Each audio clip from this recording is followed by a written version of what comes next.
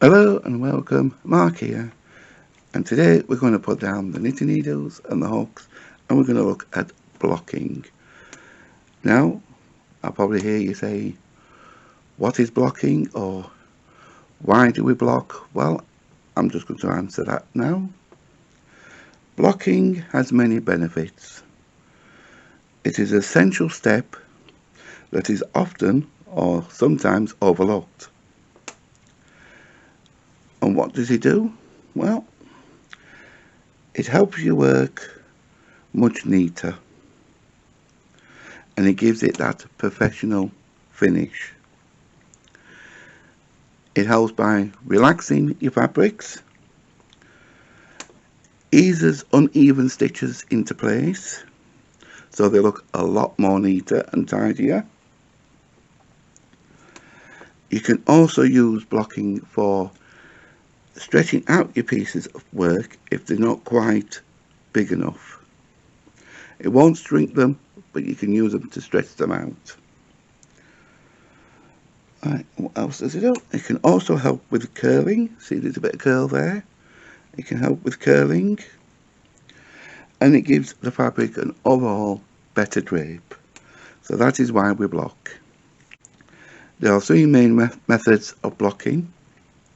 Spray blocking, which we're going to do today. Steam blocking, which I don't really do that much. I've only ever done it a couple of times. And then of course there's the wet blocking. So I think that's everything I needed to say for that in the intro. So with all that said, let's get crafting, shall we? Right. Before you can block, there is a few things you need. First of all, you will need a board. Now this, it's quite a large board. It's one of these cork boards that I picked up from a stationery shop. It was the largest one they had at the time, so I bought this. And then I covered it in that pretty pattern on there, hey? Trouble is, though, it's not perfect really for blocking, because what you really want is some of that Gingham style kind of fabric that looks like little squares. These are more like little triangles really than squares, but those are the best really material. But this is the material I had at hand, so this is what I used. It looks okay, doesn't it? And you have nice pretty flowers to look at as well. A few other things you will need for spray blocking. You will need a spray bottle, of course, with cold water in it, a tape measure or a ruler, depending on how big or how small this item needs to be, because you will want to stretch out the piece so that it's the size it's supposed to be. And then the other things you will need is pins. Just reaching out for them. You can use these. These are T-pins. I don't know if you can see them okay. Just bring it down a little bit. Those are T-pins, which I find them a bit too big for this board. They're okay for the foam ones, but not this one. And I use these. These are map pins. They're not very long, which are perfect because then they don't go all the way through the board, but far enough in to hold the piece of fabric in place. So those are the few things that you will need for blocking. You will always need a board, no matter what form of blocking you do, whether it's steam or spray or wet. You will need something to put those things on, to pin them out. And those are your things that you're going to need. Right, after you've got everything that you need, your pins, your tape measure, a ruler, your spray bottle, then you want your pieces that you're going to block, really. I sort that out there. Measure it, see how it's looking. See that spot on there? And that's just a little bit short there, it's only a 12, so it wants stretching down a little bit. So, get your pins, Now I know this is a crocheted piece, but the same method applies for knitted fabrics as well as crocheted fabrics. Can't talk today, can I again? So I get those into place and then ease that down to 13. Ease it down to its measurement. Do the same again on the other side. Ease it down. Get into the corner of that turning chain there at the bottom. Make sure, because this one's stretching a bit, I would put more pins in because we're stretching it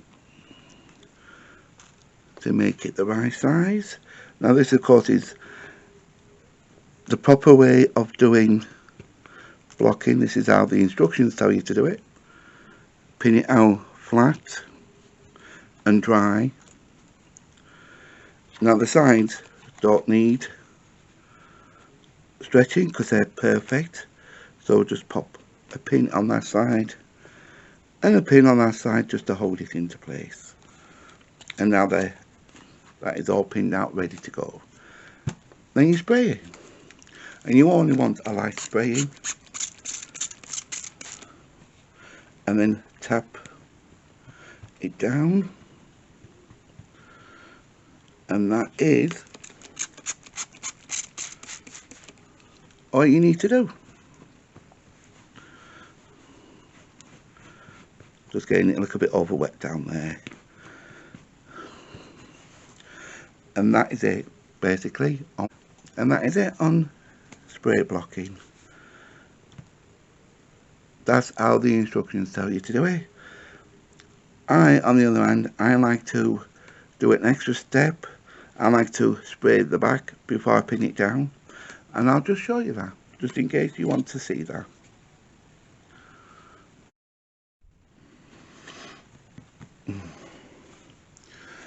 Right, this time we're going to use a granny square. That's only so you can see how the corners work when you're pinning these down. I'll put the pins away, silly me.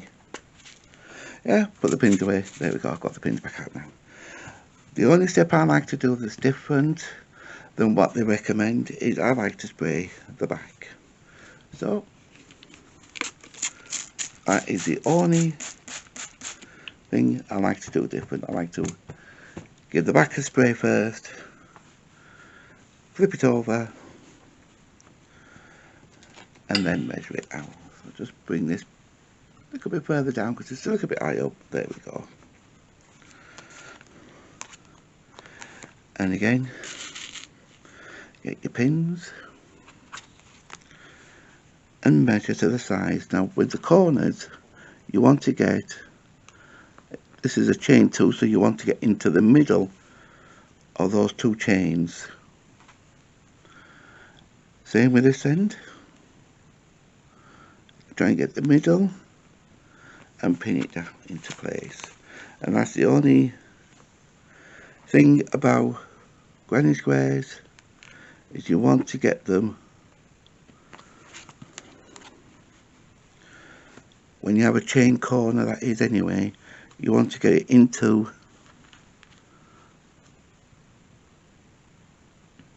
the corner, the very corner of the chain. And that's the edges all done. So let's just check the central. That's actually a little bit wide, but it doesn't matter, it will fit. And that's spot on. So there's no stretching, no easing out we need to do here. So we just put some extra pins in the centres just to hold them into place so they don't move. There we are. So we don't need the pins now or the ruler. And then we just give it another spray.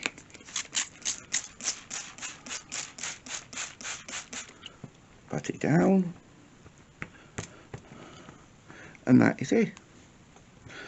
That is spray blocking. That's the only thing I like to do different. I like to spray the back. It's just a personal preference. I just prefer to spray the back before I pin it down, then spray the front, and then leave it for the few days it takes to dry. And that is it. That will then be blocked. And there you go. That's it for today's video. So I hope you found this very educational. You may have learned something new today, you may not have. Anyway, I just enjoy doing these videos. So don't forget, if you like the video, give me a thumbs up. If you haven't already, subscribe. And until next time here at Marks Make Stitches, bye.